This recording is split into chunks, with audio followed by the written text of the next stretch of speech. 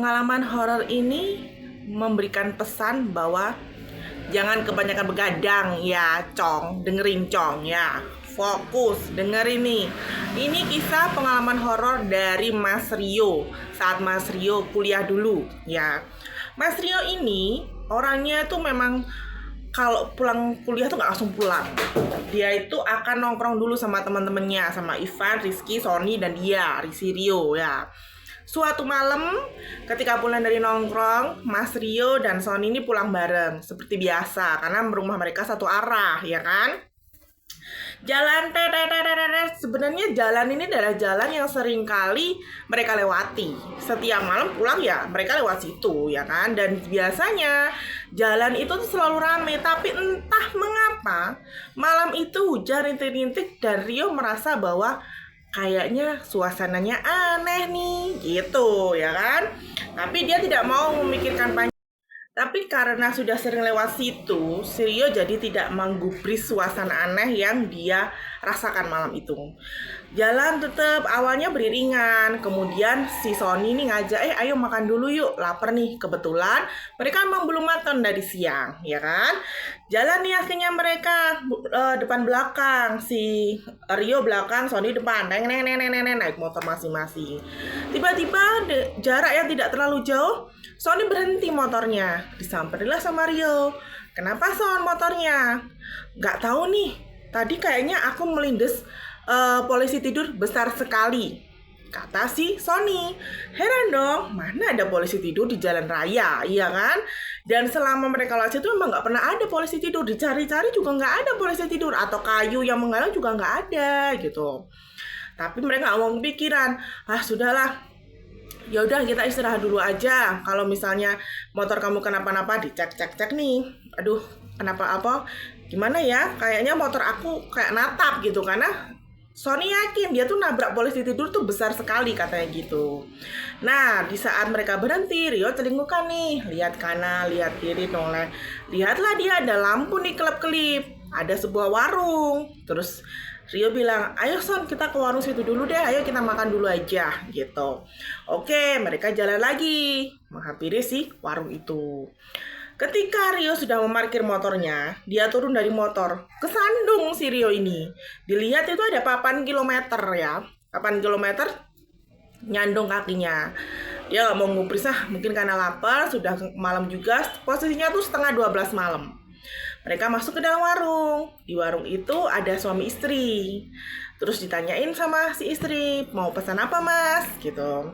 Oh, pesen kopi bu, 2. Sama camilan, kalau ada roti-roti gitu mau 2. Gitu. Oke, oh iya baik. Si istri ke dapur nih, nyiapin pesenannya Rio sama Sony. Rio sama Sony duduk juga nih di tempat duduk yang udah disediakan. Terus suaminya kan ada nih di depan sama mereka. Ditanyain sama Rio, Pak, warungnya buka 24 jam ya? Si suami bilang, iya, bukanya 24 jam, gantian. Saya sama istri ganti shift-shiftan. Kalau siang istri saya, kalau malam saya. Bilangnya begitu. Oke, dah.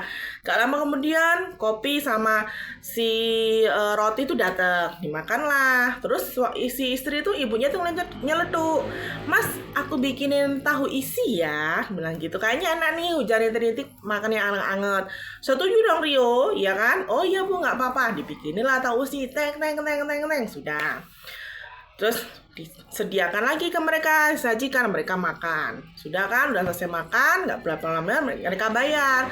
Ibu sudah berapa? Aku kopi sama roti 2, tadi tahu isinya aku makan semua, bilang gitu.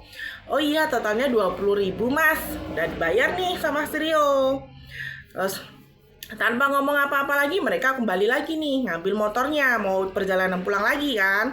Waktu perjalanan pulang, menghampiri si motor, Rio kesandung lagi. Dilihat, ini sebenarnya papan apa sih? Ditanya, ternyata dilihat tuh papan KM12 tulisannya. Oh, papan kilometer ini. Udah, mereka melanjutkan perjalanan. Setelah di depan ada pertigaan, seperti biasa, Sony belok kiri, sedangkan Rio tidak ikut, karena kan sudah beda arah. Tapi setelah Sony belok kiri dan Rio agak jauh sedikit menuju ke rumahnya, suasana jalan tuh jadi ramai sekali. Jalan tuh jadi rame, gak sesepi yang mereka lewati tadi sebelumnya. Si Rio pun merasa, loh, Nah ini kok tiba-tiba rame jalanan. Tadi kok sepi banget, kayak mereka berdua aja yang jalan di situ. Udah, Rio nggak mau habis pikir. Habis sampai di kosan, dia mau tidur nih. Tiba-tiba Sony telepon. Ada apa, Son? Sony bilang, Rio, kamu ngerasa nggak sih tadi kita di perjalanan kok rasanya ada yang beda ya gitu. Tapi karena Rio udah ngantuk, dia bilang, iya sih aku coba ngerasain. Sudahlah kita lanjut besok aja, aku udah ngantuk banget. Oke, tidur kan? Nah, Rio tidur malam itu. Nah, alarmnya bunyi. Jam 5 subuh bunyi. Biasa dia mau sholat subuh kan nyatal alarm.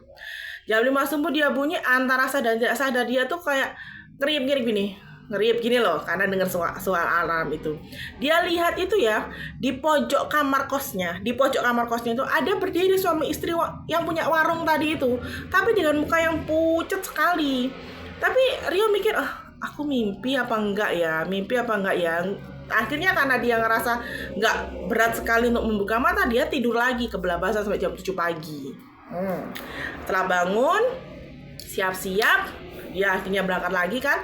Lewatilah jalan yang sama. Memang itu jalan yang dia lewati setiap dia mau ke kampus, pulang dari kampus, memang itu yang dilewati. Dia lewat ke sana, sengaja dia lewat di KM 12 ya kan. Nah, ini nih KM 12 dia lihat kan. Terus dia tengok, kok nggak ada warung.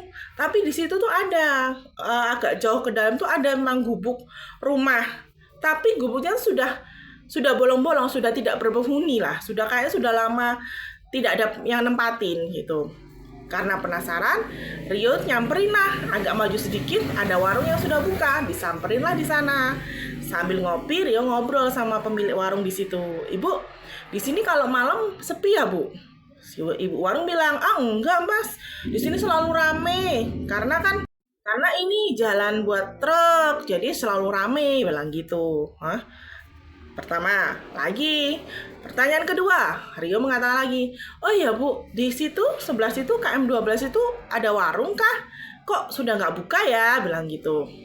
Si ibunya bilang, oh iya Mas, memang dulu di situ tuh ada warung yang punya suami istri, tapi udah meninggal karena ada truk belok kebelabasan nabrak warungnya, suami istri langsung meninggal seketika.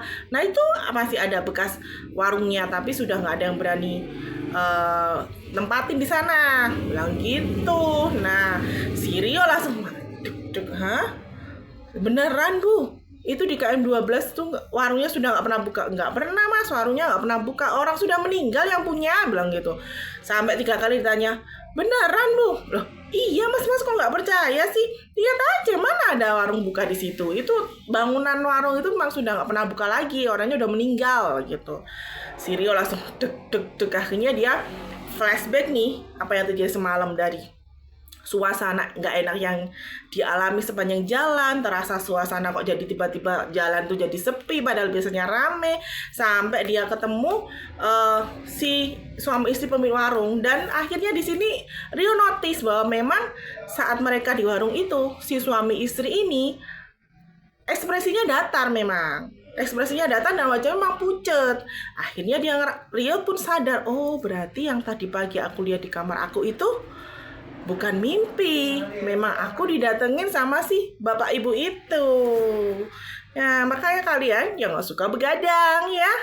Kadang jalan yang rame, kita tidak tahu nih si makhluk-makhluk di sana kadang bisa nyamperin kita meskipun jalannya rame.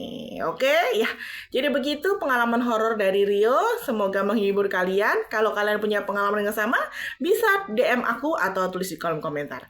Oke, see you di next video.